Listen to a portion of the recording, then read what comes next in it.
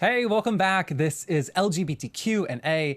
I'm Jeffrey Masters, and this is a show where we get to know different members of the LGBTQ community. Today, I'm talking with Michael Varrati. Michael is a screenwriter. He also hosts the brand new queer horror podcast, Dead for Filth. Stay tuned.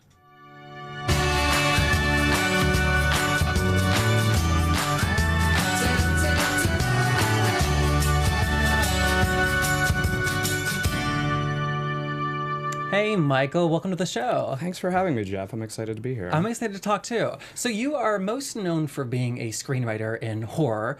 You also write holiday movies. Yes. I want to get to that, but first, can we just define what horror is? I ask because it's different than scary movies. Is that right? Well, horror is a encompassing genre. You know, I think that I run into this all the time where people will tell me, oh, I don't really like horror movies. And I guarantee that's not true. Because during the 80s especially, we sort of had this kind of flood of a certain kind of horror movie. Roger Ebert called them the dead teenager movies. So I think that for a lot of people of a certain generation, when they think of that, they think of gratuitous violence. They think of kind of just like a little bit of sleaze. And that's true. There are those horror movies and people who really enjoy them. I happen to be one of them. But horror is more than that. I think that there are so many different subgenres and iterations of what horror can be. There's suspense, there's psychological thrillers. There are movies that aren't classified horror movies that I would argue could be, because you have to have that element of peril often to push a story forward. I think horror for a lot of people is a genre that deals with the spooky unknown and threats that are kind of beyond our mortal coil, but sometimes very much attached to our mortality, if that makes sense. Oh, it does. So, for example, like a scary movie would probably fall under the horror category, but not every horror movie would be a scary movie. Right. Or am I just caught up on these labels? Well, no, I think you're caught up on the labels, because I think that hopefully every horror movie in some way is scary. Touché. But what makes it scary to you would be different per film. Like if you're watching Saw, you're definitely sort of taken by the body horror of it and that sort of like sense of gore and torture, and that's very alarming. And I don't always love that. But then if you're watching something like The Others, starring Nicole Kidman, that's a very slow burn movie where there's something in the house, but that is that's scary too. Okay, Nicole Kidman, pander to the gay audience. Thank you. Yes, absolutely. Very good. We love her. We do. What is it about horror that drew you specifically to it? I can tell you exactly. When I was a kid, I remember I used to be a total scaredy cat. Like my parents loved to tell this story that when I was younger, if the music on television changed to something dramatic, like you know how music will give you the cue something's going to happen, I would run over and turn the TV off because I didn't want to see it. There were things I didn't want to watch, and it freaked me out. And I really used to steer clear of scary stuff for a number of years. And then one night I was looking in the TV guide, because I'm that old that we used to have to consult with that to know what was on TV. And there was this program that used to air regularly on Friday and Saturday nights through the late 80s and all the way to the kind of the end of the 90s, called USA Up All Night. And USA Up All Night used to do double features of cult, horror, B-movie, and sexploitation movies, sort of like the off the beaten path sort of films. And they were doing a double feature that particular evening of a movie called Attack of the Killer Tomatoes and its sequel, Return of the Killer Tomatoes. And for some reason, this notion like struck me as really funny, and I was like, I really want to watch this. So, I want to see these, and it was kind of adult content. I'm very young, and my mom, I was very gracious because I pestered her and I was like, I want to watch this. I want to stay up and watch this. And she said, it was like, fine, but I have to stay up and watch it with you. So, we get all ready. We watch the popcorn. I'm like laying on the floor, excited to watch the show. My mom like passes out 15 minutes in. And I watched the entirety of Attack of the Killer Tomatoes and Return of the Killer Tomatoes. And then the way it used to do is they would just air the movies back to back to back to back until morning, just like in a cycle. And I must have watched both of them a couple more times that night. And when I woke up the next morning, I was obsessed. And I think because from that moment, I suddenly had the realization there's a whole other kind of story And there's a whole other kind of movie that exists in the world outside of what I'm getting offered at the multiplex. And I instantly was drawn to the idea that there are tales and films and stories that exist outside of the mainstream. And maybe people don't always like it because it's a little bit naughty and it's a little bit inappropriate. I don't know. So from that moment on, even though that was a silly one, I was sort of into it. And I started reading Stephen King. I like devoured his books, and The X-Files happened, and that was just like another great conduit. And then I just started catching up on all the stuff that I think I had missed or the things that were happening. And it really just became a thing that I love. And 9 times out of 10 now, those are the movies that I gravitate towards when they come to the theater. I think maybe there's a little fuzzy nostalgia to it, but I just like it. They're button pushers, and that's something fun. Yeah. And you've written and talked a lot about different queer undertones in horror. Right. Were you always aware of that early on, you think? Well, and this is something that I've talked about a lot. I think that we're aware of it before we're aware of it. And that's what the conduit of horror to queerness is. And I think a lot of creators in the horror space who identify as queer and LGBTQ, they often gravitated towards that material because they saw something in it, maybe before they saw it in themselves. Because horror, more than anything, is the outsider genre. It's a genre that represents an otherness. And when you inherently are other, you find it in other things. And maybe it's not always horror. I'm sure that the queer sci-fi geeks would say the same. There's a fantasy to it. There's something so much more than what's around you. That to me is the deepest connection, that otherness. That's what draws outsiders to horror. And that discussion goes through not just queerness. I've talked to female filmmakers who fell into the horror genre because they didn't feel they were being represented, but horror often has stronger female characters than other genres that we see being released in theaters sometimes. Yeah, interesting. Yeah. Oh, I also, did you see the movie Do I Sound Gay? It was I a did. documentary. We talked about it before, but I bring it up now again because a point they made was that for a long time, villains in movies were these really articulate, effeminate people who, like, we as queer people could read as queer, and they had a precise diction. Right. And that, because we were the other, we were the outsiders, we Right. were, against moral society because we could not have kids and we could not get married. And so, like, what are we here for? And so that was scary. So we Right. were the villains. We were the villains, but there is something to be said about the lack of awareness of a society that was not even talking about queerness either. Because we as queer people immediately identified that. Oh, yeah. But mainstream America could see that flouncing Nancy villainous character and never make the connection, which is really interesting. This is a discussion that we talk about a lot when we discuss the movie Nightmare on Elm Street 2, which has now throughout history kind of been identified as a very, very queer-oriented film about a boy who's kind of grappling with what's inside of him and who he is and like what he's drawn to. And there's a sequence in the movie where he goes to a leather bar, and it's very clear what is going on to us.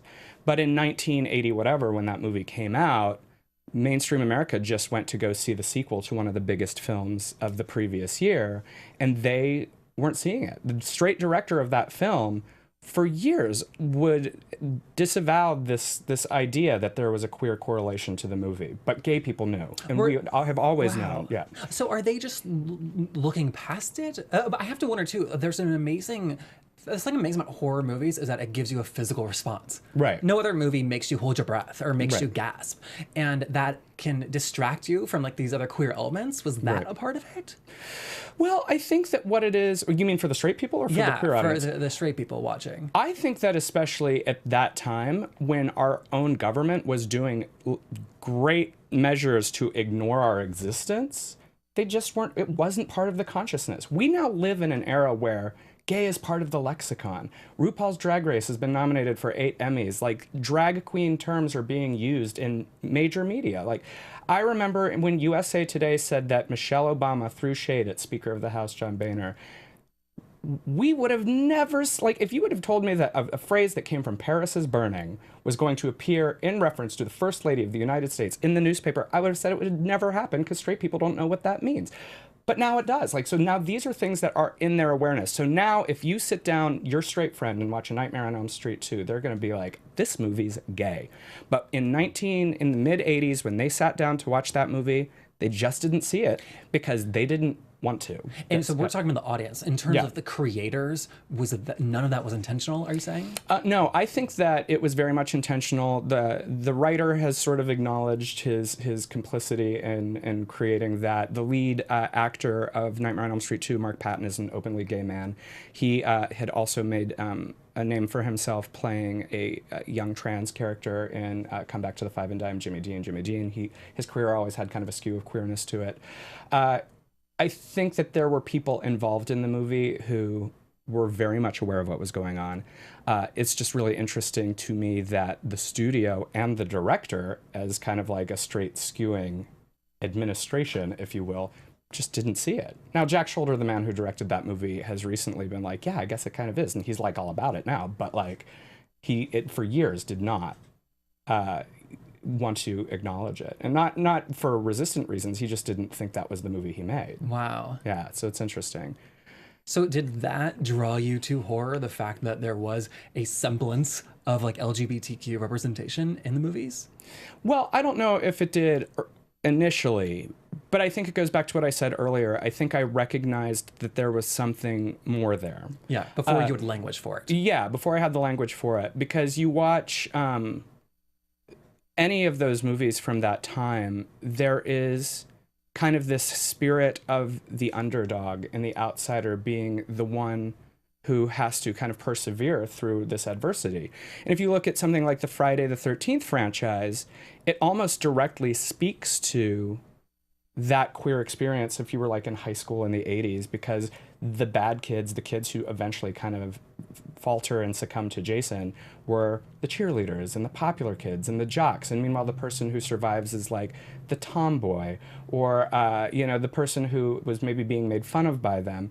So it was kind of great on both, for two reasons. One, you got to see the outsider win. And two, for more cathartic reasons, you got to see the people who maybe were making your life miserable in the world get their comeuppance on screen. Yeah. So that is part of, I think, the connection with a lot of people. We saw that outsider status be represented, and dependent on film, sometimes it was elevated and celebrated, and it gave you the sense that it's okay to be different. Gotcha. Yeah. Totally.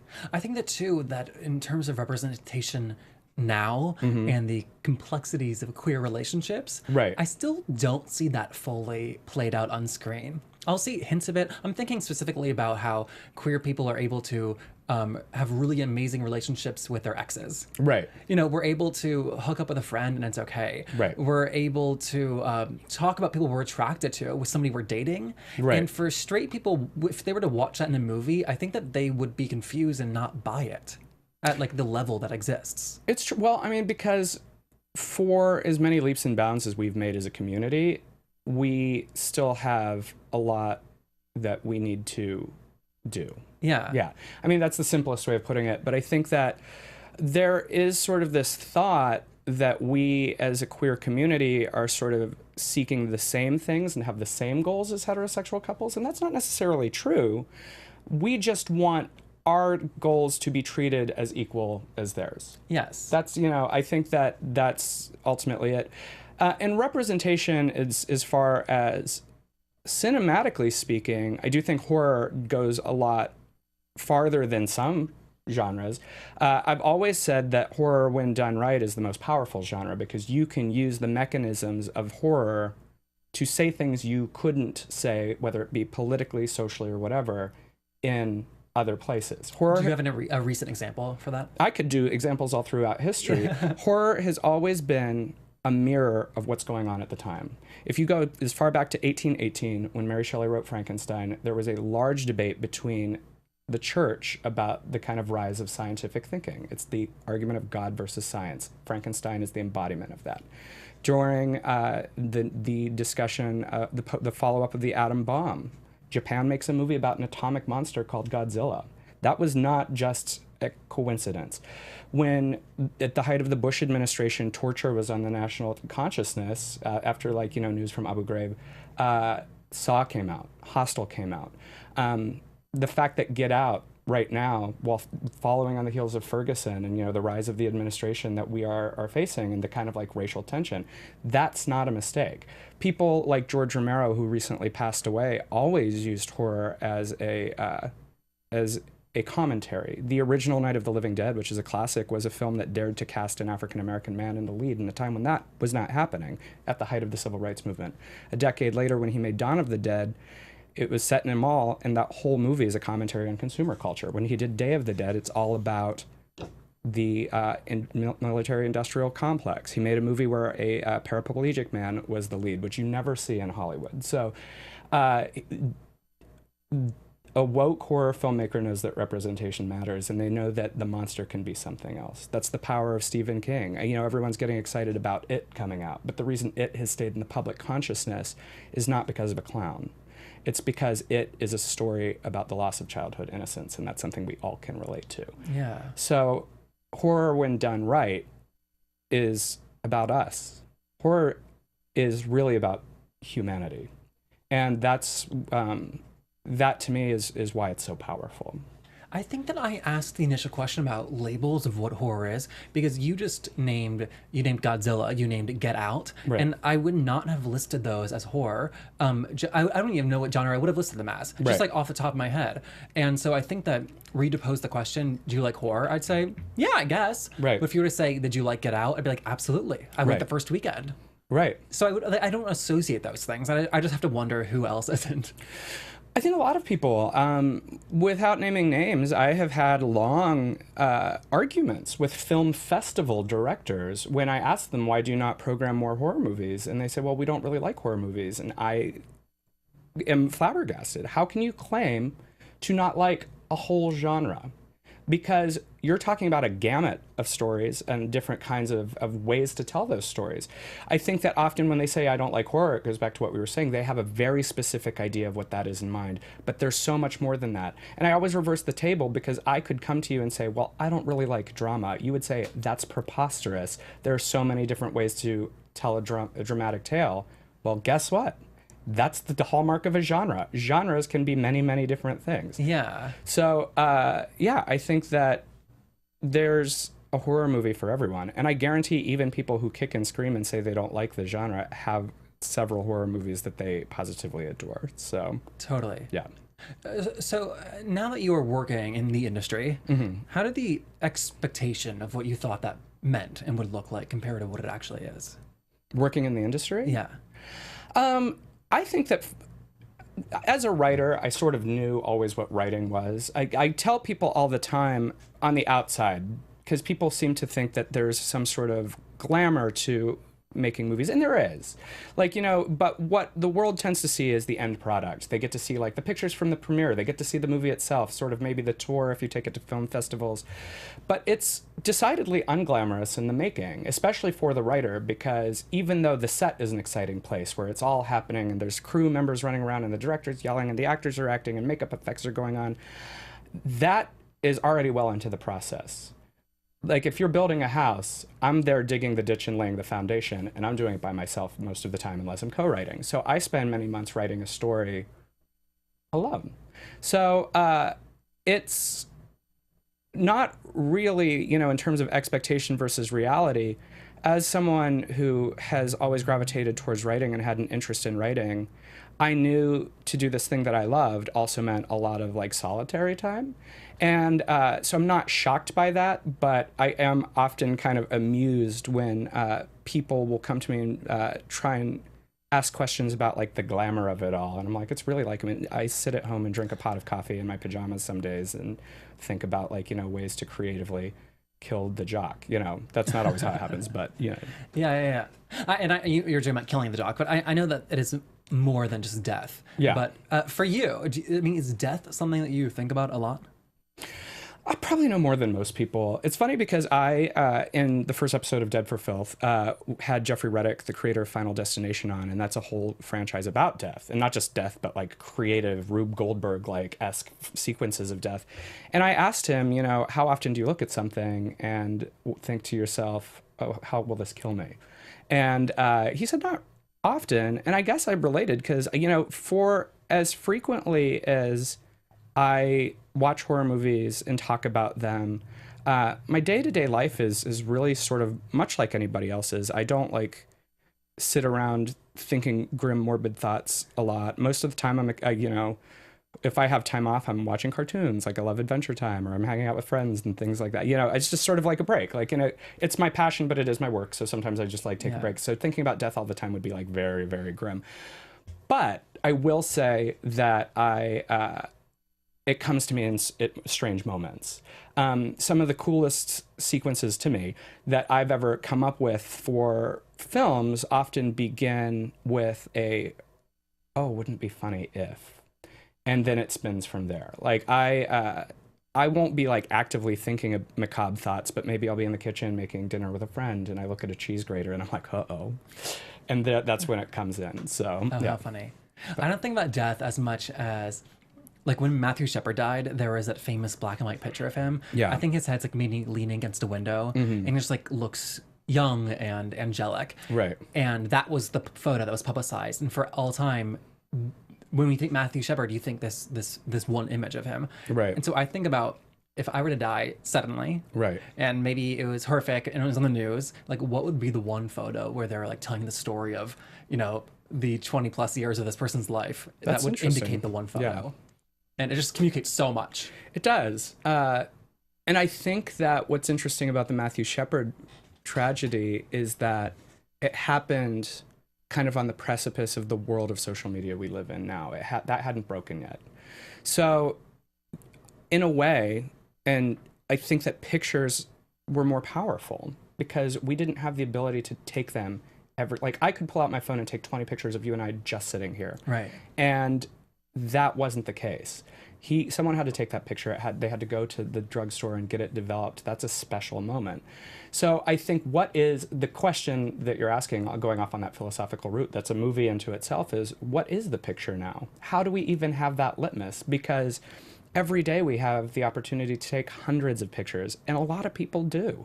So what are we leaving behind? Because I think that, the idea of a picture is that it's a memory, but when we take so many, how often do you go back through your Instagram and look at them like from 18 weeks ago? I've probably gone back all the way through twice in my entire life. Right. And it will, I guarantee, be less and less as the years go on. Yeah. I know what my first picture on there was, but like the idea of scrolling back is exhausting. But that's the point. You're supposed to be looking at them. You want to keep them for a reason. So yeah. I think too, like with that picture, it's like the media needed to have a sympathetic, person, and it showed this like nice, like sweet looking kid. Right. But I also think that that's why the Laramie Project, that play, was so important and powerful, because before social media, we needed to tell the story, and that was the only way that we could. Well, and to bring it back to your original question earlier, the Laramie Project is a powerful social piece based on a true event, yes. But when you dig through the levels of grief, this expose on death and dying and the cruelty of the human spirit, that's a horror story, but it's the truest kind of horror story. I think the kind of horror stories that people often think about are these flights of fancy, and maybe we need those for catharsis, because when you look at the real horror stories, like the story of Matthew Shepard, I think one of the scariest movies in the world is Schindler's List, because that's a horror story. But when you have to think of the reality of it, you want to file it under something else, because the notion that real people did this to real people is a lot to comprehend. And so in order to enjoy horror for what it is, which is a form of entertainment, it needs to be a little bit heightened and a little bit extreme, so that it's not like going to happen to you when you go home at that night. Is that what you're saying? I think to some extent, yeah. A quote that I often quote, and I think it's because it's a true statement, is that Wes Craven once said that we don't go to horror movies to be scared. We go to them for release. And guys like him and John Carpenter and Stephen King know how to use that mechanism for the catharsis, and because they know we need it. But, you know, I think also as adults, we want to kind of stare at that darkness and push it away too, as opposed to kind of grappling with the real darkness that's in the world. And that's a whole like other deeply philosophical discussion. I'm sure someone could write papers, pages and pages upon that. But what you're saying, like this manufactured darkness is Right. easier to cope with. yeah, absolutely. Oh, fascinating. Yeah. I'm just thinking about the. It came out last year, and there was a blind man, and the people broke into his house. Don't Breathe. Yes, yeah, Did you see that? I did. I'm just thinking now, talking to you about all the social implications, but also like comments on it. It was taking place in Detroit. There was Right. like abandoned houses, Right, and this man was defending the like last home in the neighborhood. right. And No, I think that we're starting to see echoes of the world as it stands now through this fantastic lens. Detroit's also represented in It Follows. You see, you know, even though that movie is about a haunted STD, basically, there's a sequence where the kids in the movie are walking through the abandoned streets of Detroit, trying to get to where they're going to trap the monster. And the conversation is not really about the plot at that point. They're just talking about like what happened to this town that we used to live in, that we live in now. And that's sort of the commentary on the socioeconomics of the world that those kids live in. And that's a reality for people. yeah, And I think there's something to be said about like watching them in this kind of depressed town, but beating this monster. It kind of sends also the message like, look what they overcame, stick with it, you know, kind of deal. gotcha. What do you think about all of the movies that they keep doing reboots of, like the Chainsaw Massacres and the franchises that they're still creating? I mean, I'm of two minds of it. Like, I guess that remakes to me aren't as big of a sticking point as they are with other fans of the genre, because throughout human history, when we find something we like, we kind of keep doing it over and over again. Like, how many adaptations of Shakespeare have we seen? Many. Many, many. You know, there will be many more in my lifetime alone and past. You know, I think that when something enters the lexicon, I think because we can see the genesis of something, we don't think of it the same way. And I'm not comparing Chainsaw Massacre to Shakespeare, but what I am saying is that when you can see the starting point, you don't always think of it as part of the new mythology.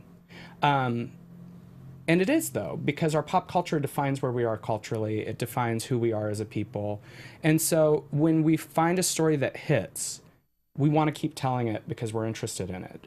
And so the idea that they keep remaking things isn't shocking to me, because we've really been doing it all throughout human history. I think now more than ever, it seems like maybe there's too many of them, and I think that's probably for money reasons. Like, you know, realistically, I'm talking about the idealistic side of remakes, but there's also the business side. And I get kind of annoyed because I think there is this thing where we keep going back to the nostalgia well and trying to create false nostalgia out of things that existed. But you cannot recreate nostalgia. You have to do something new. And even if it's with familiar characters, you can't just give people the same of what they grew up with, because there's a certain magic and environmentalism that goes to that experience that you can't recreate. I think that that's an amazing segue, talking about nostalgia, into your more recent ventures into holiday movies. Okay, yeah. Because looking at the list of movies, it's very funny. It's From Hell She Rises, Christmas in Vermont, and Darkest Slumber, broadcasting Christmas. Right, yeah. You know, Hollywood loves to pigeonhole people, and it seems like you are really like successfully not transitioning, you're still doing both, but you've Right. transitioned into that Right. world. Yeah, it's interesting. I did, there's a correlation, honestly. I had written a number of low-budget indie horror films, and a friend of mine who's a producer of some of these TV Christmas movies that you see on Ion and Hallmark and Lifetime, he had, a couple years ago, they had a slate of movies lined up, and they were down one. They needed, the network needed a slot filled, and they just didn't have a script. And they were on sort of a budget, and he knew that with the horror films I've done, I had managed to like make tight stories for like a cost. And it wasn't for any other reason than we didn't have a choice when we made them. But it is a skill that you learn when you're writing these movies. Like, how do I make something good, but like not like go broke doing it? And he called and he was like, would you be interested in writing a Christmas movie? And I love TV. I love movies that are their own universe, which may be what like draws me to the world of horror as well. There's like a whole thing with it. And I've seen my share of TV Christmas movies, and when he asked, I was like, this is great, of course. So I wrote that movie and then subsequently did several more. And I love it. And it's a whole different audience, and I'm sure that like maybe the networks would not love this comparison, but one thing I tell people when they say, well, how can you do both? First off, no, as you said, no one is one thing. Like, I can be interested in sweet, fun things and dark, creepy things, and those, like, can exist both inside of me.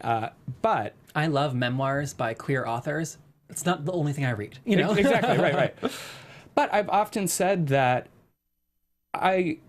they're related because in their way, they're both cult films. And what I mean by that is there are communities surrounding each of these kinds of movies, and there are expectations for those. When you turn on a Hallmark movie and you're watching a Christmas movie like Broadcasting Christmas, where, Dean Cain and Melissa Joan Hart are like vying for a job and they begrudgingly like have to work together, but they don't like each other.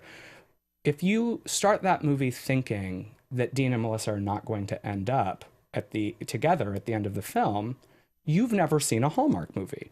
And if we made the movie where Dean and Melissa don't end up together, the audience would revolt because that's what they want, I think. And so, I mean, the rules are different and the expectations are different, but the celebration of these kinds of movies are there and the expectations of those kind of movies are there. So although I think the Christmas movie crowd and the horror movie crowd would say we're not the same, how they celebrate their movies is. That's interesting. The expectations for each one. Absolutely. Oh, because it's never going to have a Kramer versus Kramer ending. No. Right. I mean, there are ways, just like, you can subvert expectations. It's what made Scream so great, is like people thought they knew what was going on and then they didn't. And even with these Hallmark movies, we did do something a little different with the end of Broadcasting Christmas than what you usually get for a Christmas movie. And people responded well, but you have to know the rules to break the rules. And people love that. And I love those movies. I think they're sweet and they're fun, and it's so great, around Christmas time, because they all re-air. They're going to re-air for probably the rest of my life, to get messages from people on Twitter and Facebook and other various social media who are like, I just sat down with my family and I watched this. And they're kind of like comfort food for people, and that's exciting to be able to provide that for a viewer. And I do enjoy it. I love writing them. I love watching them. I get excited, and now that I've made a few Christmas movies, I know so many people who make them that I get excited at that time of year when I see that Hallmark starts out, because I'm gonna like watch them, like I know her, like and cheer my friends on. But then like they're also sweet. Like it makes you feel good. I like the movies get you ready for Christmas, I think. Oh, wow. Yeah. I love that. As a Jewish person, I felt compelled to once ask you why there were no Hanukkah movies. Do you remember what you told me? Well, I will tell you that I would love to write a Hanukkah movie, but I'm not Jewish, so that might be disingenuous. But they just don't make them because they don't sell. Yeah, what you told me, exactly. You told me Jews don't watch Hanukkah movies or want them. That's true. This is literally coming from networks run by Jewish men. They're the ones who made that decision. It wasn't, And I laughed because I said, oh, yeah, you're exactly right. Right, yeah.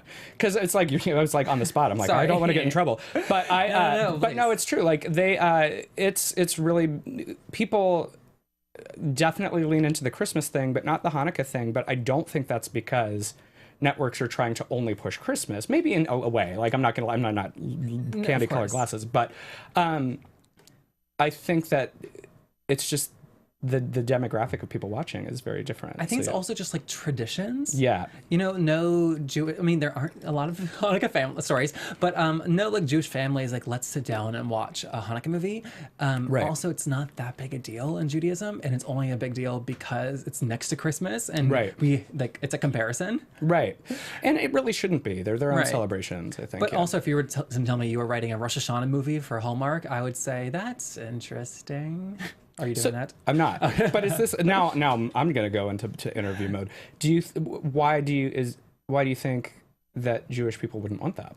Well, I will, for Rosh Hashanah specifically, there is Give me any holiday. Like, if I wanted to do home for Purim, like, what would I like, you know? Well, most Jewish traditions, they have a full night of activities already, right? And so there's not actually like a 2-hour gap for a movie. Okay, yeah, got you know, it. there's there's a reading portion before Passover, and then we have dinner, and then we hide an afikomen. Right. Well, whereas Christmas is an onslaught. Like, I think, you know, even I, who am part of the Christmas industry now because of the films, I admit, like, it starts earlier and earlier every year. So it's sort of like, you know, by the time November 1st rolls around, like, we're like in the full Christmas machine. You have a lot of downtime to watch movies. Like, and like Yom Kippur, like, we're celebrating like suffering, you know, right. Like, I don't know if we want to sit down and watch TV for that. Right. It's maybe you need one.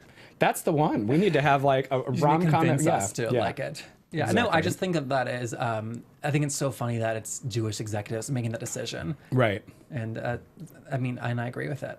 Well, you heard it, listeners. I'm all for the Hanukkah movie. And I'm the Jew saying we don't want it. All right, let's talk about your new podcast. Okay, great. Yeah. It's called Dead for Filth. Dead for Filth. Did you come up with that name? I did come up with that name. It's very good. I have, throughout my career in horror and Christmas, among other things, I've had some like really wacky writing gigs, and I have worked a lot with drag queens over the years. So, you know, earlier we were talking about throwing shade and drag terminology, and there's a drag term like, you know, she was red for filth, which means you basically like, you know, critique someone up and down, and those are part of my consciousness and like ingrained into like my being, because I have been sitting in dressing rooms and watched queens put their makeup on and say all this nonsense to each other, and loved it, cracked up. And Dead for Filth came about because I do this annual panel at San Diego Comic-Con, which is me in discussion with queer horror creators, whether they're filmmakers, authors, comic book artists, screenwriters, actors. And we've had some great people over the years. Brian Fuller's done it. Gwen Turner, who wrote the screenplay for American Psycho. Josh Miller and Mark Fortin, who wrote The Final Girls. Lots of fun people. Mark Patton from Nightmares 2. And I had met with Reverie, the queer streaming service, about a project that was originally going to be like a narrative episodic show. And they liked it. They're like, sounds expensive. And which was fine. It's, you know, like when you work in the industry, you pitch things and some things stick and some things don't. And so after that kind of was like a not hit, we continued just sitting in the office and BSing, and discussion about the Comic-Con panel came up. And they were really into the idea of talking about doing it as a weekly talk show as opposed to this once-a-year event. And I went home and thought about it because, you know, as a screenwriter, I said earlier, I spend a lot of time kind of like in isolation, sometimes purposely so. And I thought to myself, do I really want to do this? But so much of my career has been centered around this and talking about this and writing about this and hosting events about this, that it made sense. And I called them and I said, I want to do this because now I get to take this thing that I do once a year for an hour with 7 people and do it once a week for an hour with 1 person. And so that was the genesis. And originally they wanted to call it Queer Fear, which is the name of the panel at Comic-Con. But that just didn't have the strength for me. I also, there are other things out in the world now that are called Queer Fear. There's a book called Queer Fear, and I didn't want to step on anyone's toes. For it to be the name of the Comic-Con panel is one thing. I'd be like, is it bashing? Yeah. And so I was in the car trying to come up with a title, and I happened to get a text from Pandora Box, the drag queen. And Pandora, I don't even remember what she said, but when I saw her name pop up on my phone, it just was like, Dead for Filth. Great. And that was it. That was the title ever since. So I kind of tangentially owe Pandora, even though she didn't say anything. It was just like by reaching out at the right moment, she inspired. Great. Yeah. I love that. We are almost out of time. However, one more question. Can you tell everybody who Waffles Extravaganza is? Oh, wow. Waffles Extravaganza is the drag persona that was assigned to me by drag queen Peaches Christ. We toured together in 2010 for a movie that Peaches made called All About Evil. And on that tour, Peaches did a live show with every screening. So like every city, we would go to a different city, and Peaches would do a different performance, sometimes with a member of the cast, sometimes with local drag queens and things. And sometimes we would be in it as well. And because everybody else that works with Peaches has a drag name, she would not let anyone use government names, as she likes to call it.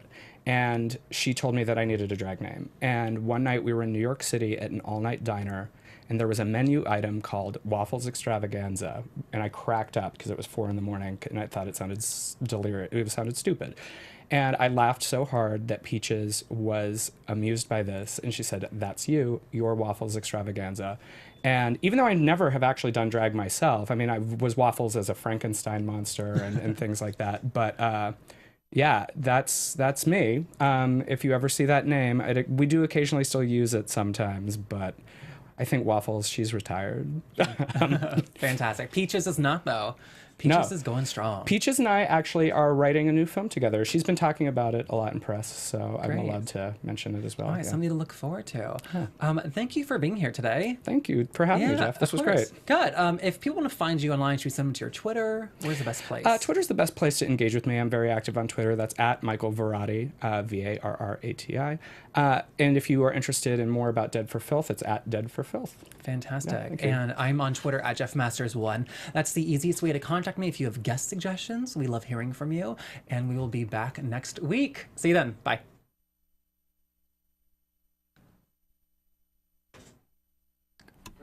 How'd it go? Great.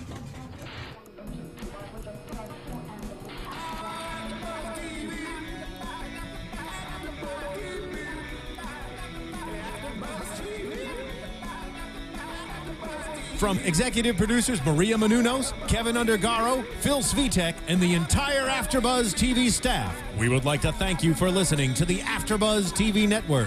To watch or listen to other after shows and post comments or questions, be sure to visit AfterBuzzTV.com. I'm Sir Richard Wentworth, and this has been a presentation of AfterBuzz TV. The views expressed herein are those of the hosts only and do not necessarily reflect the views of AfterBuzz TV or its owners or principals.